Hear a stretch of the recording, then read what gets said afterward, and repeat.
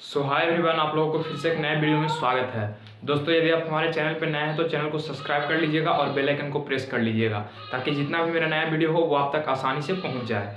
दोस्तों, आज हम लोग बहुत ही अच्छे चैप्टर पढ़ने वाले हैं, मेजरमेंट, जो कि क्लास 9th के लिए है। ठीक है, क्लास 9th वाले वेट कर रहे थे कि कब से क्लास 9th के इस पे पढ़ाई होगा, तो आज से आपका क्लास 9th का फिजिक्स शुरू हो चुका है। बहुत ही खुशी की बात है। और आप लोग अपने दोस्तों और भाई बहन को जरूर इस वीडियो को शेयर करें जो भी देख रहे हैं। चलिए दोस्तों, आज से क्लास 9th का भी इस चैनल पर पढ़ाई होगा। तो चलिए, आज सबसे पहला अहम चैप्टर देखने वाले हैं, मेजरमेंट। देखिए, फिजिक्स एक ऐसा चैप्टर है, फिजिक्स एक ऐसा बुक है कहिए कि जिसको आप आसानी से समझ सकते हैं। उसका न्यूमेरिकल हो, उसका थ्योरी हो, कुछ भी हो, उसको आप एकदम इजीली समझ सकते हैं। बट क्या होता है कि कोचिंग इंस्टीट्यूट में, जो देहात में हो या कहीं भी हो, अभी सिंपल बेज में या छोटा मोटा शहर में क्या होता है, आया मास्टर आया, लिखा दिया क्वेश्चन आंसर, उसको लगता है कि हम जो क्वेश्चन आंसर लिखा दिए हैं उससे बच्चा को पूरा फिजिक्स जो कंप्लीट हो चुका है। जबकि मेरा मानना यह है कि फिजिक्स वैसे कंप्लीट नहीं होता है। मान लीजिए आप 2 क्वेश्चन 4 क्वेश्चन किताब वाला याद कर लेते हैं, उससे आपका फिजिक्स पूरा क्लियर नहीं होगा। आपको हर एक, कोई भी पूछे तो आपको हर एक पॉइंट बताना पड़ेगा। तो चलिए दोस्तों, आज हम समझते हैं सबसे पहला जो चैप्टर। आपको ऐसे एनसीईआरटी के अनुसार चलेंगे क्लास 9th के लिए, तो डायरेक्ट चैप्टर ही स्टार्ट कर दिया है। लेकिन जब आप भारतीय भवन को बुक उठाएंगे, ठीक है, क्लास 9th का, तो वहां पे आपको क्या मिलेगा, तो वहां पे आपको मिलेगा क्या, तो वहां पे मिलेगा आपका सबसे पहला चैप्टर मिलेगा मापन। ठीक है, तो थोड़ा समझ लेते हैं क्या दिक्कत है, समझ लेंगे, उसके बाद धीरे धीरे इसका भी फिजिक्स चलते रहेगा। तो चलिए आइए देखते हैं। यहाँ पे सबसे पहले मापन। What do you mean by मापन? मेजरमेंट, यानी मापन दैट मीन्स मेजरमेंट। ओके, तो आप मेजरमेंट के क्या समझते हैं? मेरा कहने का अर्थ ये हुआ, आप जैसे सोचते हैं ना कि मेजरमेंट, मापन, सब कोई लिखा देगा, आएगा मापन लिखा देगा, क्या हो जाएगा, ये सब लिखा देने से बच्चों को समझ में नहीं आता है। ठीक है, आपको क्या करना पड़ेगा, समझना पड़ेगा। जैसे अब मेरा नाम अभिषेक कुमार है, तो हम जानेंगे ना जी कि अभिषेक के अंदर क्या क्या चीज़ है। तो उसी प्रकार से जब हम मापन चैप्टर पढ़ेंगे तो उसके अंतर्गत जानेंगे ना कि क्या क्या चीज़ पढ़ना है हमको। तो देखिए, यहाँ आपको एक बात क्लियर कर देते हैं। मापन का मतलब होता है, एकदम ठेठ भाषा में समझिए, कोई चीज़ के मापना। आप जैसे दुकान में जाते होंगे तो वहाँ नापने के लिए क्या होता है, सेंटीमीटर में कपड़ा मापते हैं, है कि नहीं। जैसे फिर हम बाइक वगैरह चलाते हैं या मोटर कोई गाड़ी चलाते हैं, मोटर गाड़ी इसमें चलाते हैं, तो वहाँ क्या होता है कि हम कितना दूरी तय किए उसके लिए किलोमीटर में दर्शाया जाता है कि नहीं जाता है। जैसे हमारा लंबाई मापा जाता है कि कितना इंच हम कितना फीट कहाँ, ये नापा जाता है। फिर हमारा वजन, वो भी तौला जाता है, यानी माप तौल से रिलेटेड।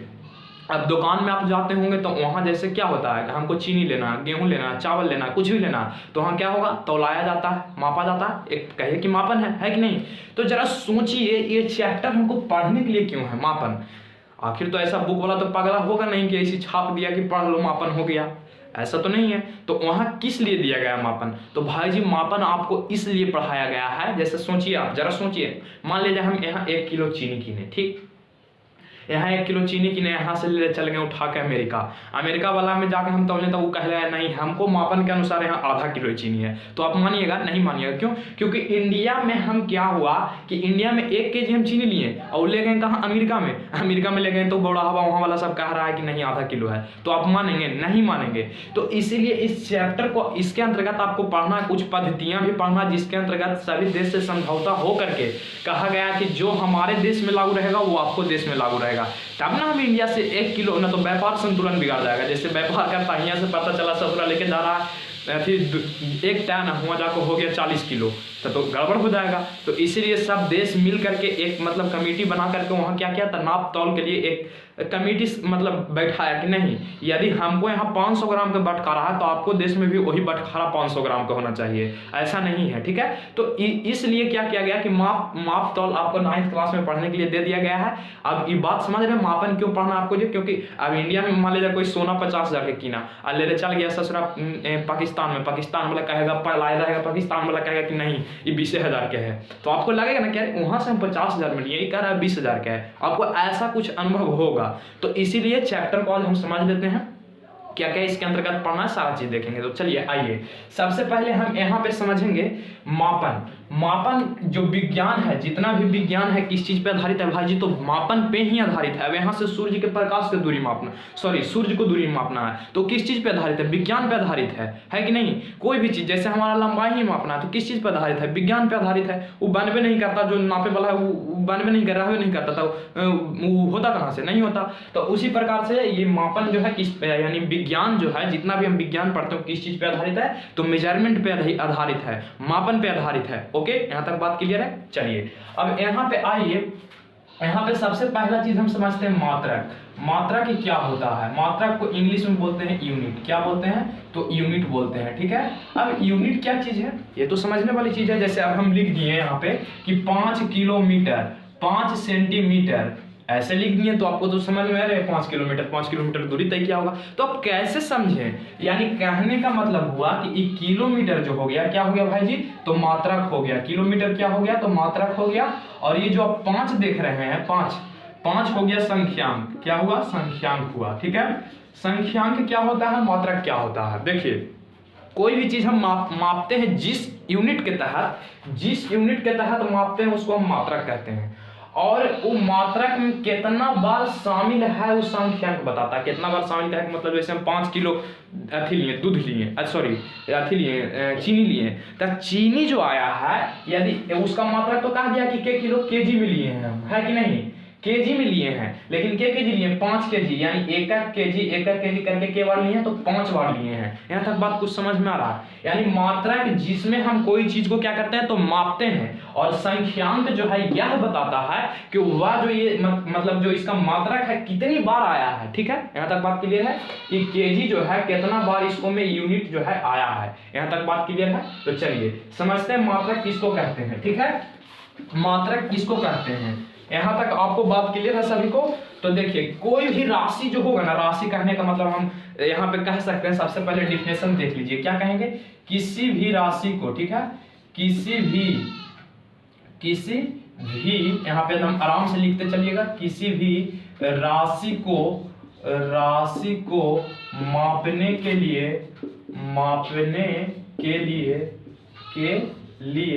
कुछ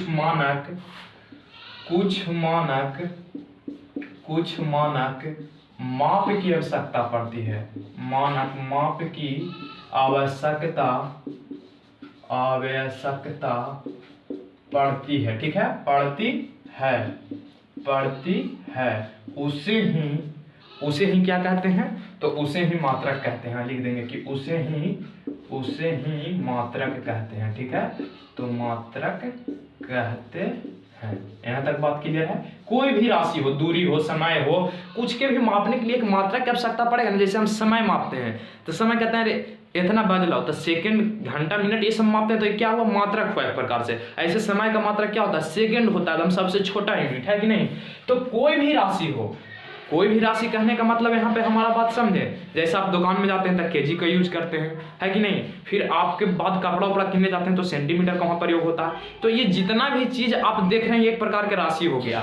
और राशि को मापने के लिए कुछ मानक माप की आवश्यकता होती है। हम लोग मान लेते हैं कि 1 किलोमीटर बराबर 1000 मीटर होता है, ये मेरा माना हुआ चीज है कि नहीं।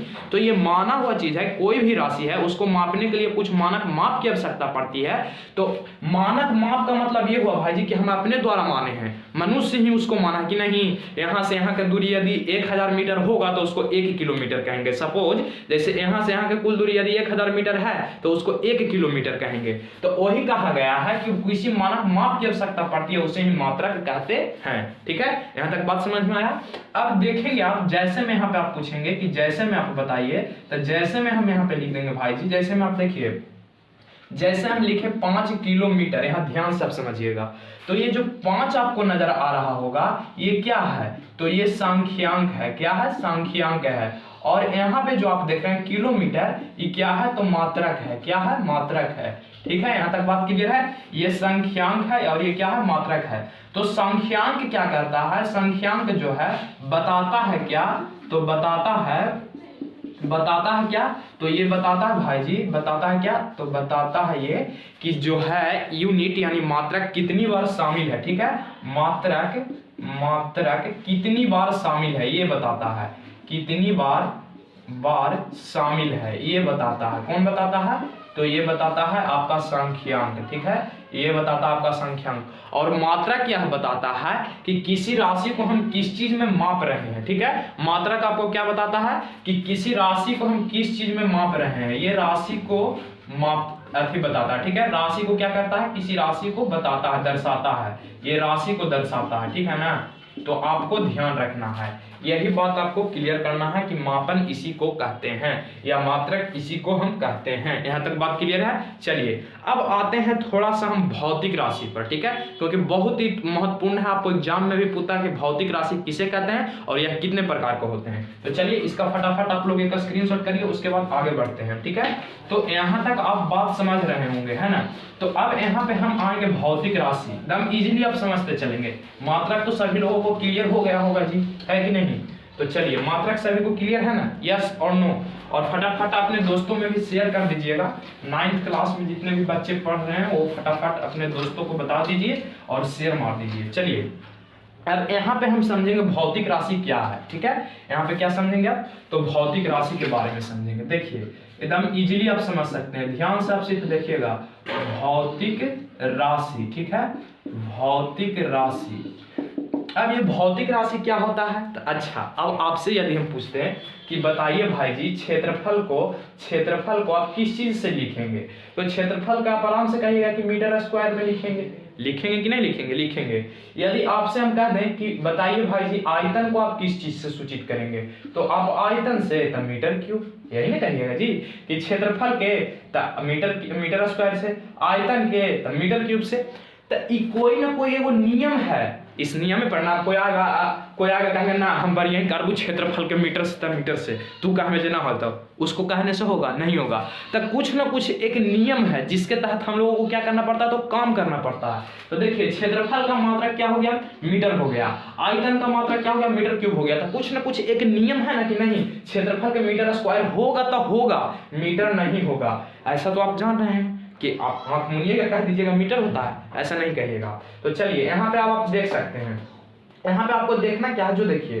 तो यहाँ पे आप क्या कहिएगा कि भौतिक राशि किसे कहते हैं? ये क्वेश्चन आपको एग्जाम में भी आता है और आपको हड़बड़ाना नहीं है, ये पूछा जाता है कि भौतिक राशि किसे कहते हैं। तो समझिए भौतिक राशि कहेंगे क्या, जरा सा सोचिए। तब भौतिक क्या भी कहें कि जितना भी नियम, एक नियम के तहत कार्य करते हैं, कोई भी चीज हम करते हैं। तो यहाँ पे आपको याद रखना है, क्या याद रखना है, जो थोड़ा सा आप ध्यान दीजिएगा, जो हम भौतिक पढ़ रहे हैं, ठीक है, तो भौतिक के, ठीक है ना, भौतिक के नियमों के, ठीक है, नियमों के जिन पदों में, ठीक है, जिन पदों में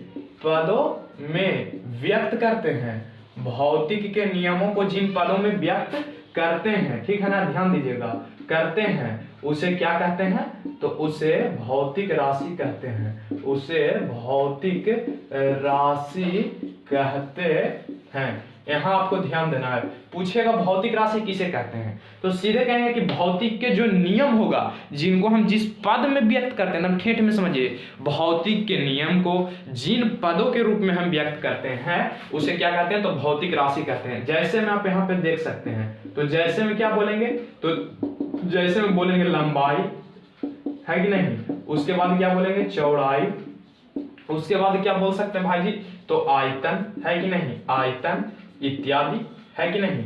यहाँ तक आप कर सकते हैं, बता सकते हैं। तो कोई ना कोई एक नियम के तहत हम क्या करते हैं? तो भौतिक के नियम पदों को हम क्या करते हैं? तो व्यक्त करते हैं। यहाँ तक बात क्लियर है। उसके बाद देखिए भौतिक राशि, यहाँ पे आप ध्यान दीजिएगा, भौतिक राशि जो होता है भाई जी दो प्रकार का होता है, ठीक है, भौतिक राशि जो होता है दो प्रकार के होता है। यहाँ पे आप ध्यान दीजिएगा, भौतिक राशि कितने प्रकार का होता है? तो दो प्रकार का होता है। पहला होता है क्या? आधारी राशि होता है। कौन सा राशि होता है? तो आधारी राशि होता है, ठीक है, आधारी राशि, जिसको हम लोग क्या कह सकते हैं? तो आधारी राशि को हम लोग बोलते हैं फंडामेंटल यूनिट्स, ठीक है, फंडामेंटल यूनिट्स। उसके बाद दूसरा आता है व्युत्पन्न राशि। कौन राशि आता है? व्युत्पन्न राशि, ठीक है, व्युत्पन्न राशि। व्युत्पन्न राशि को कहते हैं हम लोग डिराइव्ड यूनिट्स कहते हैं, ठीक है, डिराइव्ड यूनिट्स। तो ये आपको ध्यान रखना है कि भौतिक राशि कहेंगे किसको, तो भौतिक के जितना भी नियम होगा, अब नियम कहने का मतलब जैसे क्षेत्रफल को मीटर स्क्वायर में, आयतन को मीटर क्यूब में, तो इसको जितना हम नियम के रूप में व्यक्त करेंगे, ठीक है, उसी को हम भौतिक राशि कहेंगे। जैसे में दे दिए लंबाई, चौड़ाई, आयतन। लंबाई को L से, चौड़ाई को B से सूचित करते हैं और मीटर क्यूब से सूचित करते हैं, कि नहीं। तो ये एक प्रकार से चौड़ाई भी एक प्रकार का क्या है, तो लंबाई ये है कि नहीं। चलिए उसके बाद हम क्या कहें, भौतिक राशि कितने प्रकार का होता है, एग्जाम में आपसे क्वेश्चन पूछ लिया जाता है, तो आपको ध्यान से समझना है। भौतिक राशि कहेंगे किसको, तो भौतिक राशि तो आप समझ लिए कितने प्रकार का होता है, तो 2 प्रकार का होता है। एक आधारी राशि होता है जिसको हम लोग फंडामेंटल यूनिट्स बोलते हैं, और एक व्युत्पन्न राशि होता है जिसको डिराइव्ड यूनिट्स बोलते हैं। यहाँ तक बात क्लियर है। चलिए यहाँ तक फटाफट आप लोग स्क्रीनशॉट करिए, उसके बाद हम आगे बढ़ते हैं और आपको समझाते हैं आधारी राशि किसे कहते हैं और व्युत्पन्न राशि किसे कहते हैं। और यहाँ से हर एग्जाम में क्वेश्चन बनता है। आधारी राशि से कंपटीशन में बैठिए, क्लास 9th में बैठिए, पॉलिटेक्निक में बैठिए, ITI में बैठिए, कुछ में भी बैठिए, आपको ये क्वेश्चन यहाँ से एक क्वेश्चन मिलेगा। तो चलिए फटाफट इसका आप स्क्रीनशॉट करिए, उसके बाद आगे बढ़ते हैं। चलिए स्क्रीनशॉट हो गया आप लोगों को, तो चलिए स्क्रीनशॉट हो गया होगा तो इसको हम मिटा देते हैं। अब आते हैं अपने मेन फंडा पे, ठीक है, कि आधारी राशि किसको कहेंगे, व्युत्पन्न राशि किसको कहेंगे। चलिए मजा तो आ ही रहा होगा फिजिक्स पढ़ने में, है कि नहीं। फिजिक्स ऐसा चीज है, देखिए रट नहीं सकते हैं, रटिएगा भाई जी तो आपको समझ में कुछ भी नहीं आएगा और ज्यादा दिन तक याद भी नहीं रहेगा। इसीलिए ज्यादा से ज्यादा प्रयास कीजिएगा कि क्या कर लें तो याद कर लें, ठीक है। चलिए अब आते हैं हम आधारी राशि पे, ठीक है। तो आधारी राशि किसे कहेंगे, तो आधारी राशि यहाँ पे सबसे पहला जो आपको आएगा समझना है आधारी राशि, ठीक है। आधारी राशि, ठीक है, आधारी राशि फंडामेंटल यूनिट्स जिसको हम बोले, तो ध्यान से समझिएगा। तो ये जो होता है ना भाई जी, इसकी सबसे पहले आप देख लीजिए कि इसकी संख्या जो होती है, इसकी संख्या 7 होती है। इसकी संख्या कितनी होती है, तो 7 होती है। पहले आप माइंड में दम ठोक लीजिए कि इसकी संख्या कितनी होती है, तो 7 होती है, ठीक है। उसके बाद कहेंगे किसको हम, तो इसको मिटा देते हैं, समझने के लिए लिखे थे। तो आधारी राशि कहते किसको है, तो ओवे राशि, ठीक है, ओवे राशि, ठीक है ना, हम लिखते चलिएगा कॉपी पे। ओवे राशि जो किसी भी राशि पर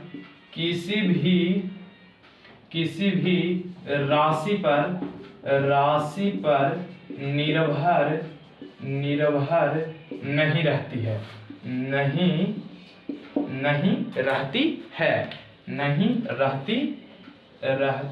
है,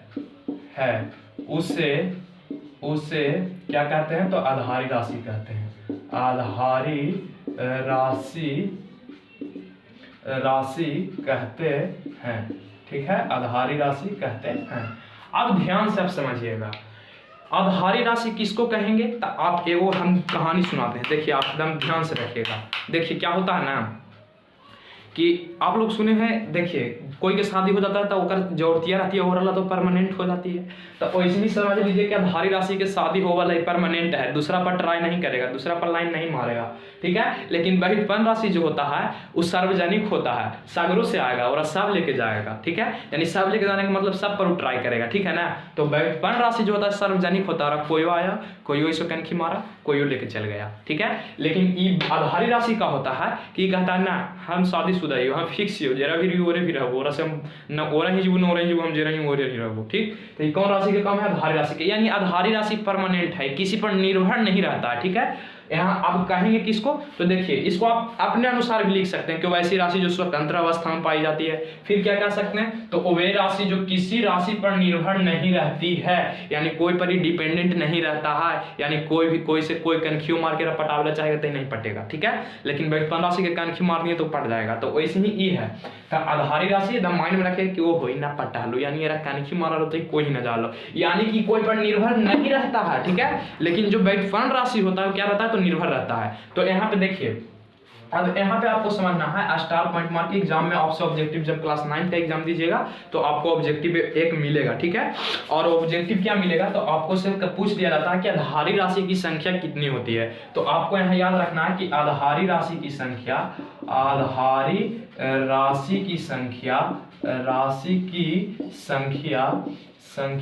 7 होती है, 7 होती है। यहाँ तक बात क्लियर है। आधारी राशि की संख्या कितना होता है, तो 7 होता है। कौन कौन होता है, फटाफट जरा आइए यहाँ पे यहाँ पे आइए मिला देते हैं लंबाई से, किससे? लंबाई से, ठीक है, लंबाई से। उसके बाद क्या होगा? तो समय होगा। उसके बाद क्या होगा? समय होगा। उसके बाद क्या होगा? तो उसके बाद होगा द्रव्यमान होगा। क्या होगा? तो द्रव्यमान होगा, ठीक है। और यहाँ पे आइए चौथा में जब आप आइएगा तो चौथा में आपको मिलेगा विद्युत धारा। चौथा में क्या मिलेगा? ताप भी मिलेगा। पांचवा में मिलेगा आपको विद्युत धारा, ठीक है, विद्युत धारा, ठीक है, विद्युत धारा मिलेगा। और आपको मिलेगा छठा में मिलेगा तो ज्योति तीव्रता, ज्योति तीव्रता, ठीक है, ज्योति तीव्रता। उसके बाद आपको मिलेगा सातवां में पदार्थ का परिणाम, पदार्थ का परिणाम, पदार्थ का परिणाम, ठीक है, पदार्थ का परिणाम मिलेगा। यानी कि आपको आधारी राशि जो मिलेगा ये 7 गो मिलेगा। कौन कौन मिलेगा भाई जी? तो पहला मिलेगा लंबाई, समय, द्रव्यमान, ताप, विद्युत धारा। ध्यान से समझिएगा, लंबाई, समय, द्रव्यमान, ताप, विद्युत धारा, ज्योति तीव्रता, पदार्थ का परिणाम, ठीक है। तो यहाँ से भाई जी बहुत क्वेश्चन बनता है और क्वेश्चन को आपको क्या करना है? तो समझते चलना है। अब फटाफट आप लोग आइए इसको समझिए। इसका जो ये तो आप देख लिए राशि है और यहाँ पे क्या है? तो इसका मात्रक लिख देते हैं, ठीक है। यहाँ पे क्या लिख देते हैं? तो इसका मात्रक लिख देते हैं। ये जो ऐसे डॉट डॉट करके लिखे हैं इसका मात्रक लिखेंगे।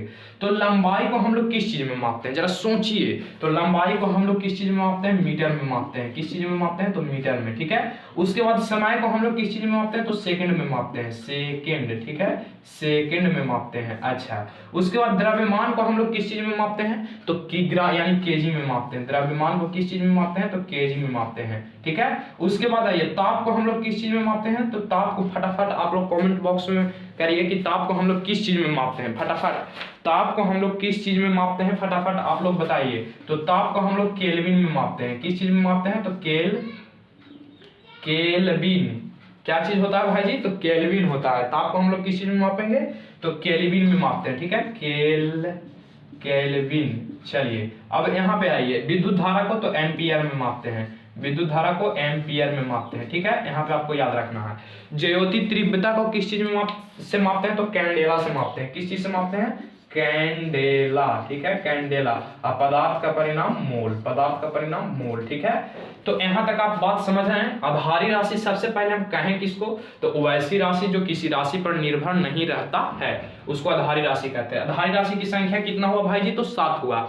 उसके बाद हम बोलेंगे इसकी संख्या 7 होती है। हर एग्जाम में इससे पूछ दिया जाता है कि विद्युत धारा का ऐसा ही मात्रक होता है एम्पियर, ताप का ऐसा ही मात्रक होता है केल्विन, द्रव्यमान का किलोग्राम, समय का सेकेंड। उसके बाद हम क्या बोले? लंबाई को। और इसका सूचित को जिससे कर सकते हैं यहाँ पे लिख दीजिए, यहाँ पे आप लिख दीजिए सूचित या हाँ लिख दीजिए। इसका चिन्ह क्या होगा? तो चिन्ह भी लिख सकते हैं आप यहाँ पे, ठीक है।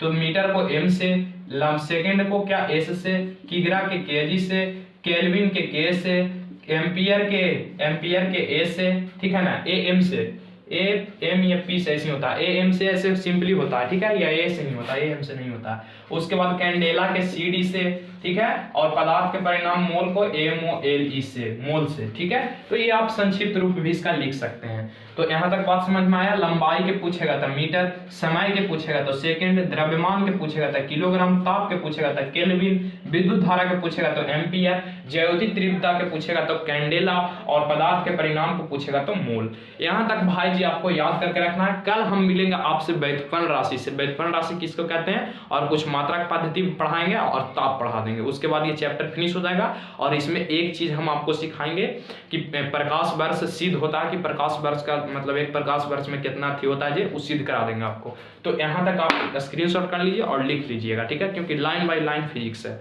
चलिए आज के लिए बस इतना ही। Thank you. अपने दोस्तों में शेयर एंड लाइक जरूर कीजिएगा।